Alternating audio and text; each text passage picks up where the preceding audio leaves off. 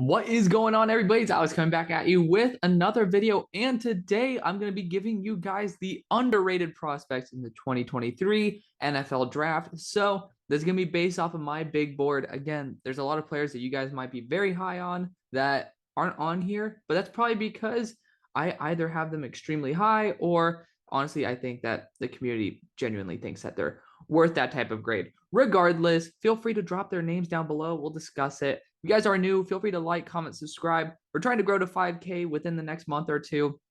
So help me get to that goal because it's a great one. I love to get to half of 10K. Then we'll be continuing to go from there. It's going to be a fun time. Again, feel free to stick around for the ride. We're going to be making some big progress here. So would love you guys to be saying that you're OGs from the beginning because I still got guys like Camel Wolf who have been here since 27 subs. So shout out to him. But let's get right into the video. So if you guys did not watch the overrated one, go name, position, college, you know that. But the rank is basically what round I think they're projected to be in at the moment and where I have them on the right.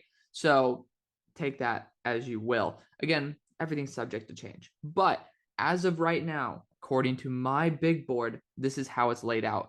So Xavier Hutchinson, he's been my big guy this year. I had him as my wide receiver 1B. He still is that, but he's literally like now it's like Kayvon and then him. Like they're really close. Used to be a much bigger discrepancy because I honestly thought that, that there was going to be a big resurgence of Kayvon. So far hasn't been the case. Doesn't mean there won't be, but as of right now, not the case. So Xavier has been really high for me. Big fan of him in all aspects. Feel free to watch the wide receivers video if you guys want to see a little bit more on that. But I mean, a lot of people don't even have him in their top 20 wide receivers. I have him essentially as number one. And he balled out. He balled out recently. So again, it makes me a little bit more proud that I felt like, I've been on to him for a minute. He has a perfect frame, 6'3", over 200 pounds. He's a good blocker. He's a good route runner. Does not have a release package, but I think that's something that could definitely develop in time. But regardless, I think he's a baller. I have a late first on him. I just don't think these wide receivers are polished enough to be at that next level. Someone like a Jamar Chase. I don't think they have that ceiling. But I think a team like the Chargers, if they're thinking, okay, well, Keenan Allen's getting older, he's not going to be elite in a couple of years, this would be a great guy to grab. But let's just say, I think he'll probably be there in the third. He's a great guy to grab in the third, and he's a great guy to be able to have there as your next version of Keenan Allen. I love him to death. He's absolutely amazing. Huge fan of Xavier Hutchinson. Eric Gray's next. I've been on this guy since last year. He was my number one running back above Breece Hall when looking at the grading before he decided to come back. So I didn't release that at all. I ended up putting Breece Hall above him, but the grading didn't say that. I think Eric Gray is just unreal. I think he's 5'9", over 210 pounds. Like, that is insane. I thought his frame was poor until I realized that this dude's just pure muscle. Contact balance, excellent. Burst, excellent. Vision, excellent. Receiving ability, out of this world. He's not a great blocker, but I think he can definitely improve in that category. Also, there's guys who sometimes get brought in just to block, so it's okay if you don't exactly fill every single down in an NFL where running backs don't touch the ball 25 times a game anymore. But Eric Gray's a baller. Huge fan of him. A lot of people have him in the fifth because he kind of is just complimentary back to some other guys, but I really do think that he's worth a second-round pick. I could have underestimated where he was going to be placed, but regardless, there's a large gap between where I think he should go and where everyone else does. Jalen Jones. So I'm watching Texas A&M later today, watching back on their game. But, I have him as a top 5 player in the class right now. Unbelievable ability just overall. Actually, no, scratch that. Jalen Jones didn't play because he was injured. I was like, wait a second. There's a reason why I haven't watched Jalen Jones yet. He was injured week 1. So I have him as a top 5 player. That's tentative. If he is able to play at the level he did last year. So I watched him versus Alabama primarily. That's obviously the big one. And I thought he was absolutely phenomenal. Watched him in a couple other games as well. Just proved me even more right.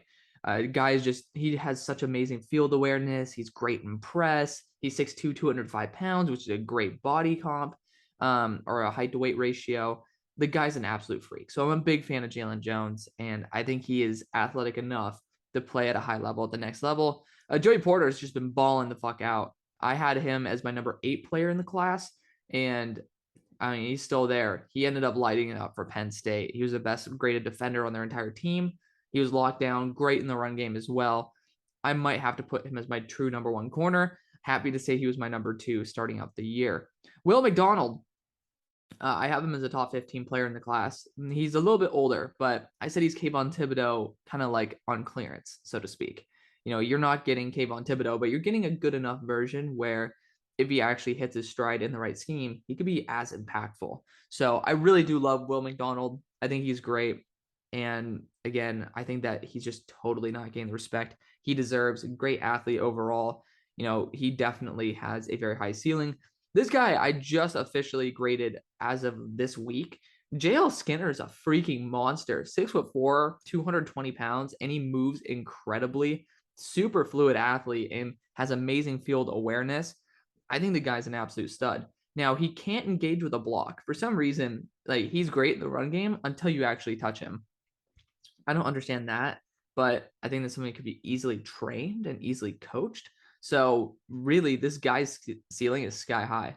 Again, if you're looking for a safety, like this guy is 6'4", 220 and is a baller. So I'm a huge fan of JL Skinner. I think that he's an amazing coverage safety as well. Like realistically, he's probably going to be climbing my list more and more as the season goes on, especially if the testing numbers end up proving me right. I said this is it's going to be a top 10 video. I'm giving you guys 12. So, you know, no one's going to click on a top 12 video, right? It's a top 10 regardless. I know it reorders it, but makes it look equal and everything. Number 6, doesn't really matter. These aren't even in order. Osiris Torrance. So he's a guard, but he can probably play anywhere on the offensive line if he gets enough training. But regardless, transfer from Louisiana to Florida. He balled out week 1. You know, a lot of people probably put him as a 3rd rounder because he's primarily a run blocker, but I really do think he's an early 2nd. And if he continues to improve and play the way he did week 1, I think he can easily become a 1st round pick, hands down. So watch out for this guy. Seriously, like when you watch him play, he's absolutely phenomenal. So definitely keep your eyes out on him because I do think he deserves that 1st round hype. Josh Wiley is next. People just shit on Josh Wiley. I know that my buddy Brochmo does it himself. I think the guy's phenomenal. He graded out as my tight end too. Legitimately a monster. So I believe he will be a senior or a redshirt senior here, but great athlete. Doesn't get targeted enough for sure. Honestly, an underrated blocker as well. And I just don't know why people don't like him. I seriously don't. You know, given his value as position, I put it as a mid-second, but this guy is amazing. I legitimately think he's great. And I'm putting 5th round there, and I'm being generous. A lot of people have him in their 200s. Doesn't make sense at all. I go to SMU. I watch Josh Wiley destroy my team every single year. And this year, I get to watch it during homecoming week in person. So I hope SMU is actually good enough to beat him for once. I'm praying to God. Regardless, yeah, I go to SMU if you guys don't know. Pony up. Deuce Vaughn's next. He graded out as my RB2. Guy's a freak. He might be 5'6", but he is dynamic. He can actually take contact, and he's an amazing receiver. This guy's going to be an absolute freak. I think a team like the Patriots, who might be wanting to replace James White's vacancy, could absolutely snag this guy up maybe in the 3rd round if they want to. The guy's just too damn good. He's an elite running back just with a sub-elite frame. Darnell Wright is next. So I've seen him in some 1st round mocks, but they're more from people who don't know what they're talking about. And they're just wanting to select offensive tackle. So that's that.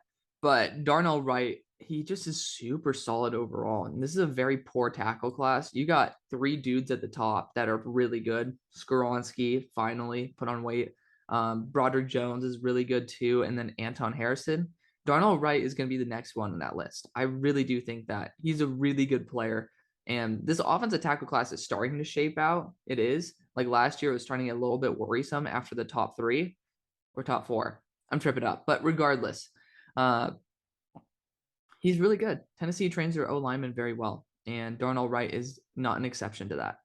Zay Flowers is next. I have him in my top 5 or top 6 wide receivers. He's a really dynamic receiver who can play on the outside, can play in the slot. He's the guy who made me lower on Andrew Booth and give him a 2nd. Granted, that's where he went because of injuries, but it's still true. He was able to absolutely slice and dice. I honestly think he's not that good after the catch. When I don't really care what the stats say. Again, stats are a representation of how you play on the field, but it also a representation of how the defense plays you. Zay Flowers himself on his own has a hard time breaking tackles. To me, that's a big aspect of run after the catch. Makes sense, right? And when you watch him, his contact balance isn't that great, but he is absolutely phenomenal overall. Realistically, people are saying he's worth a 5th round pick here. I really do think he's worth a second. His frame is really small, but he's dynamic overall. I don't think he's the elite athlete that maybe some people want to label him as, like the super elite, but he's really damn good. So overall, I think he's a really good player. Again, I'm willing to say that I'm wrong where I'm wrong, but I mean, honestly, Zay Flowers probably should be a 4th put in there. Whatever. Doesn't really matter. Take it with a grain of salt. Then Chris Abrams drain. He's 176 pounds, but my God, is he an elite player? Really damn good. Missouri knows how to train these DBs up, man. They really do. So again, if your team needs a slot, I think for the Steelers, Cam Sutton's up for a contract. If he doesn't re-sign, 2nd round pick, Chris Abrams drain. I would do it in a heartbeat. Guy is phenomenal. Big fan of him.